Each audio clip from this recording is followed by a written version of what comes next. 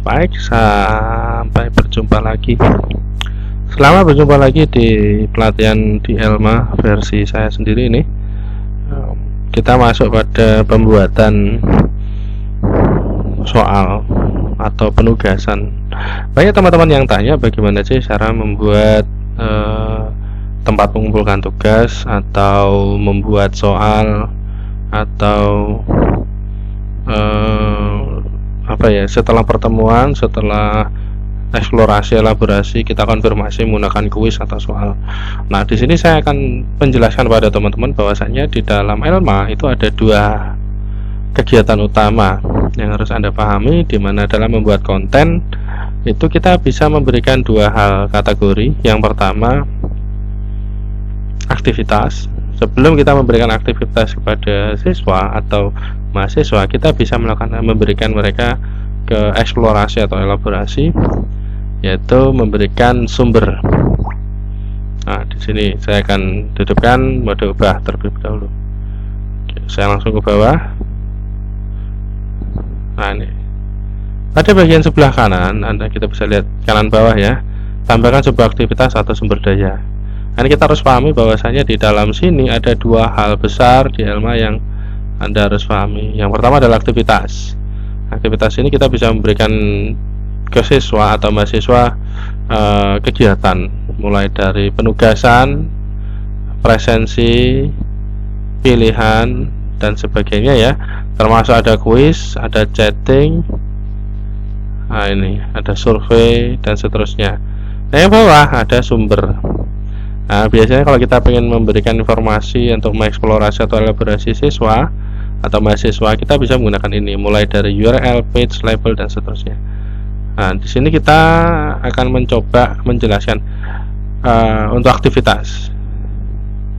Nah, assignment ini biasanya kita memberikan kepada siswa untuk sebuah penugasan. Jadi mahasiswa nanti bisa mengumpulkan tugas yang kita berikan kepada mereka, bisa berbentuk esai atau mungkin file. Nah, kita coba assignment ini. Kita klik, terus kemudian kita klik tambah. Nah, di sini. Nah, ini kita harus memberikan judul dulu kepada mereka. Assignment judulnya seperti apa? Misalkan penugasan statistik. Nah, ini kita bisa ngasih deskripsi, silakan kerjakan.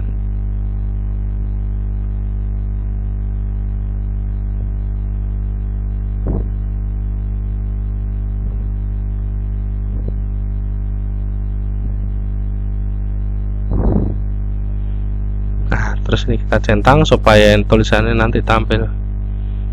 Terus kemudian,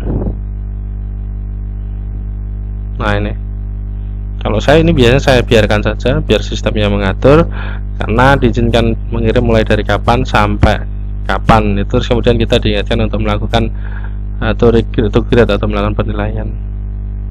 Nah, di sini yang penting ada dua ini. Kita menginginkan mahasiswa untuk bisa mengirimkan pekerjaannya berupa teks daring kah atau berkas. Kalau mengirimkan berupa berkas, berarti nanti kita akan mengunduh berkas mereka, kemudian kita membuka di berkas mereka, baru kemudian balik lagi ke Elma untuk melakukan penilaian. Saya biasanya menggunakan teks daring saja, saya tidak menginginkan mereka mengirimkan berkas. Ya, terus kemudian simpan dan kembali ke kursus. Nah, ini sudah mudah, sudah jadi ini. Penugasan statistik, silakan kerjakan penugasan yang diberikan. Kalau kita menghendaki, jadi ini sudah selesai. Kalau kita menghendaki siswa atau mahasiswa bisa mengirimkan file, nah ini kita klik ubah pengaturannya. Nah, di sini. Ya. Nah, ini kita centang. Terus kemudian kita beri batasan berapa mega. Ini di situs ini di Elma ini 8 mega paling besar. Coba aja 5 mega. Terus kemudian tipe berkas yang diterima. Apa tipenya? Ini bisa klik pilihan. Nah, ini banyak. Nanti kita pengennya mereka apakah semua tipe atau misalkan hanya gambar atau kalau dokumen ya ada. Ini dokumen mana ya? Preset pilihan.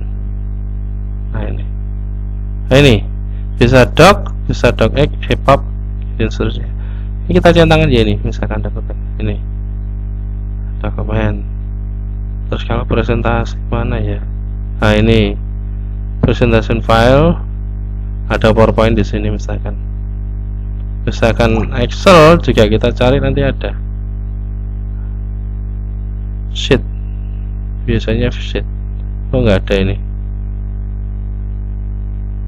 Misalkan hanya foto. Nah ini spreadsheet file ini. Nah, ini untuk Excel kita centang ini saja. Jadi kita bisa pilih sesuai salah satu. Kemudian ke bawah simpan perubahan. Nah, jadi berupa dokumen bisa, image file bisa, presentasi file bisa, spreadsheet file bisa. Ini yang untuk dokumen. Terus kemudian simpan dan kembali ke kursus. Nah, bagaimana siswa kalau pada waktu mengerjakan, apakah tampilannya nanti seperti apa? Ini kita coba, kita geser role, ganti peran sebagai siswa supaya kita tahu nanti bagaimana sih dari sudut pandangnya siswa. Langsung ke bawah aja, misalkan klik. Nah ini tambahkan pengajuan tugas. Nah ini, nah teks daring ya, teks online atau teks daring. Ini siswa kalau tadi hanya teks daring saja, dia cukup mengerjakan di sini, menulis sesuai kebutuhan mereka. Menyisipkan foto bisa kita sisipkan foto bisa, sama kita choose, teruskan upload. Inilah misalkan upload foto, upload this file, insert. Oke, nah ini kebesaran minta dikecilkan, ya sama prosesnya, dikecilkan, appearance-nya dirubah aja jadi 300. Nah ini update. Oke. Nah dia jadi kecil, jadi kita bisa menyisipkan gambar ya dalam sebuah tulisan gitu, itu bisa. Simpan perubahan berarti siswa sudah mengirim. Oke, nah kita sudah mengirim tugas. Submitted for grading, ini isinya seperti ini gitu ya. Ini sudah selesai. Coba kita kembali ke role sebagai teacher lagi. Nah ini ya, nah oke. Bagaimana cara memberikan penilaian dari penugasan yang sudah kita berikan? Contoh ya, ini saya ambilkan satu aja deh. Mana ya? Nah ini ini punyanya anak-anak PPKN kemarin. Ini saya memberikan tugas pada mereka. Ada 7 orang yang mengerjakan. Yang pertama ngasih filenya dulu, saya ngasih soalnya. Jadi soalnya itu bisa berupa apapun. Jadi kita ketik dulu soalnya di submission, udah bisa. Nah ini, kita bagaimana menilainya? Ini sudah kita saya nilai dulu. Nah, tampilannya seperti ini. Cara menilai ya ini, diklik aja sini. Nah ini, terus kemudian muncul seperti ini pekerjaannya. Ini mereka mengumpulkan berbentuk file. Nah ini saya harus download. Kalau saya download saya harus buka satu-satu filenya. Nah seperti ini, kita baca terus mereka selesai, sudah. Kemudian kita beri penilaian, udah selesai gitu. Kita kasih angka, angkanya udah keluar ini punya Mbak Nia seperti ini. Ini sudah selesai penilaian. Nah masalahnya kalau kita memberikan file mereka satu-satu, copy pastanya lebih gampang.